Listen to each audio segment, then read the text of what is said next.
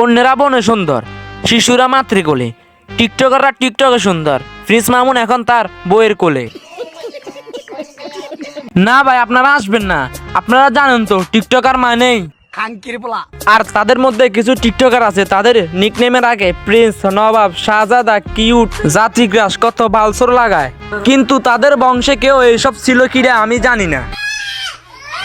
কিন্তু আপনারা প্রথমে বুঝে গেছেন আজ কাকে নিয়ে আমরা রোস্ট করতে চলেছি। তার নাম নিলে নাকি ফর ইউ চলে। চলেন আজ আমরা তাকে নিয়ে ফর ইউতে যাই।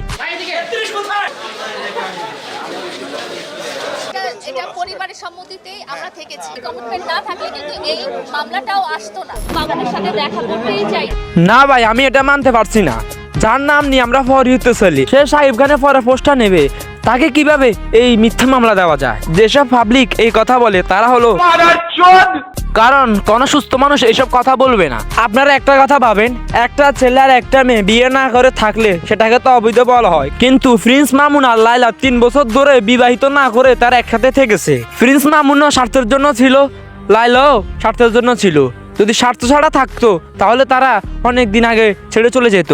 কিন্তু হঠাৎ কি হলো, লাইলা মামুনের নামে ধর্ষণ মামলা দিল। প্রিন্স মামুন বা আব্দুল্লাহ আল মামুন নামে যে টিকটকার বা সোশ্যাল মিডিয়ায় পরিচিত, তাকে আমরা অ্যারেস্ট করেছি গতকাল। ভাই আপনারা একটা কথা ভাবেন, ছেলে মেয়ে যখন একসাথে শারীরিক সম্পর্কে যায় তখন ছেলেরও মত থাকা উচিত, মেয়েরও মত থাকা উচিত। যদি মেয়ে বা ছেলে কারো মত না থাকতো তাহলে তারা শারীরিক সম্পর্কে যেত না। এইদিকে শুধু আমি মামুনকে দোষ দিতে পারছি না, এখানে লাইলারও দোষ আছে। লাইলা যদি একবার বলতো আমাদের বিয়ে হয় নাই, এসব করা ভালো না, যা হবে বিয়ের পর হবে, কিন্তু লাইলা এই কথা না বলে মামুনের সাথে শারীরিক সম্পর্কে জড়িয়ে যায়। এই মামলাটি 9 তারিখে থানায় রুজু হয়েছে, ধর্ষণ মামলা, প্রলোভন দেখিয়ে ধর্ষণের একটি মামলা।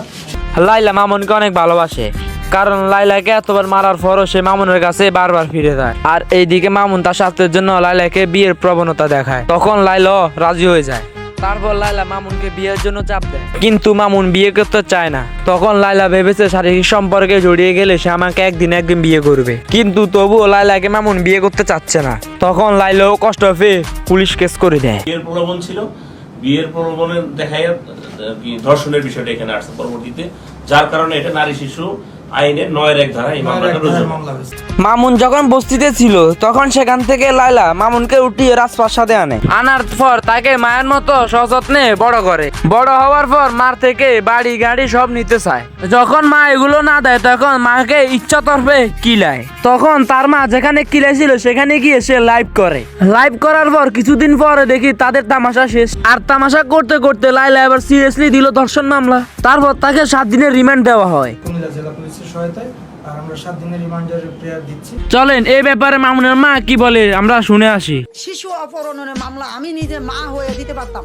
বাবা, আমার যে এই সন্তানে আমার কামাই করে খাওয়াইতো, যে এই সন্তানে আমার প্রতিবন্ধী ফলামাইনে খাওয়াইতো, ঈদের বাজার করে খাওয়াইতো, এই সন্তানই যদি জেলে তাই আমি মা আমার কি ঈদ রাখবো? আমরা জানি ছেলেরা যতই খারাপ হোক মারা তাকে ছেড়ে চলে যায় না, কিন্তু আপনার ছেলে এমন একটা কাজ করছে, বিয়ে ছাড়া একটা সম্পর্কে জড়িয়ে পড়েছে, কিন্তু সে যে কাজটা করছে সেটা কিন্তু ক্ষমার যোগ্য না। আর এদিকে আপনি তো জানতেন মামুন বিয়ে ছাড়া লাইলার সাথে একসাথে থেকেছে, আপনি এগুলো জানার পর আপনি কোনো অ্যাকশন নিলেন না কেন? 3 বছর যখন থাকতে পারছে, হাসনকার দর্শন করে নাই, আর ছেলে দর্শন করলো, মেয়ে কি রাজি ছিল না? আমি যদি কারোর সাথে রাজি না থাকি আমার কি আরেকজনে নিতে পারবো? ভাই আপনারা একটা কথা বলেন, তারা 3 বছর বিয়ে না করে একসাথে থেকেছিল, সেটা কি তাদের মা বাপ জানে না? তো আমার প্রশ্ন হলো, তারা বিয়ে না করে একসাথে থেকেছে, আপনারা কোনো অ্যাকশন নিলেন না কেন? নাকি সেখানে আপনাদের স্বার্থ আছে? তো এসব বাদ দিয়ে মামুনের সাথে আর লাইলার সাথে যে ঝগড়াটা হয়েছে, আগে কে মেরেছে সেটা শুনে আসি চলেন। লাইলা আগে মারছে মামুনের, পরে মামুন মারছে। মামুনের চুল ধরলে মামুনের মেজাজ খারাপ হয়ে যায়, যখন চুল ধরে টান দিছে তখন মামুন মেজাজ খারাপ হয়েছে, তখনই মামুন আবার মারছে। পাবলিক এতই বোকা না যে পাবলিককে যেটাই বলবেন সেটা পাবলিক বুঝে নেবে, কারণ সেখানে আপনিও ছিলেন না, আমিও ছিলাম না, পাবলিকও ছিল না। তো আপনি এই কথাটি কিভাবে বলতেছেন যে লাইলা আগে মেরেছে তারপর মামুন মেরেছে? রকিব এই ছেলে ওর সাথে হাত মিলাইছে, মিলাই মামুনের থেকে 5,000 টাকাও নিছে যে মামলা উড়াই নেব। ওই মামলা ওরা উড়াই নেয়, ওই টাকা দিয়ে মামলা আরো চালায়। মামুনের ওয়ারেন্ট চাইছে, তখন আমার এই মেয়ের ধরছে, ধরে ওয়ারেন্ট জামিন করছে। কিন্তু রকিব তো মামুনের বেস্ট ফ্রেন্ড। এবার আপনারা বলতে পারেন আপনি কিভাবে চান, কারণ আমরা কোনো লজিক ছাড়া কথা বলি না। সব বন্ধু বন্ধু হয় না, তুই আমার এমন একটা বন্ধু, তোর সাথে সবার তুলনা হয় না। এটাকেই বলে বন্ধু, সব বন্ধু বন্ধু হয় না। এই বন্ধুই প্রকৃত বন্ধু। কিন্তু আমি জানি মানুষ দুঃখের সময় মানুষকে সান্ত্বনা দেয়, কিন্তু আমি এইদিকে দেখি সে ভিডিও করতেছে। ওমা ওমা কি ভালোবাসা রে।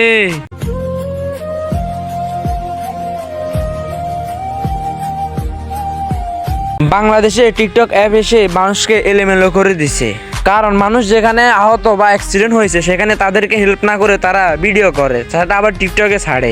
বাই দিন দিন লাদেন এদের আবলামি সাবলামি আরো বেড়ে যাচ্ছে।